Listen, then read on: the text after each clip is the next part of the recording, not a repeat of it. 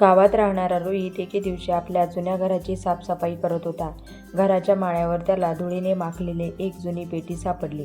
कुतूहलाने त्याने पेटी उघडली. आत काही जुने पत्र आणि एक फोटो होता.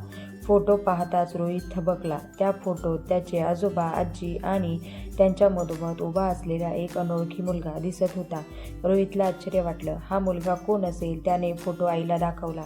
पाहताच आईच्या डोळ्यात पाणी आलं. ती म्हणाली, हा तुझा काका आहे, तुझ्या बाबांचा मोठा भाऊ. रोहितला धक्का बसला. पण मला कधी सांगितलं नाही, आई हळू आवाजात म्हणाली.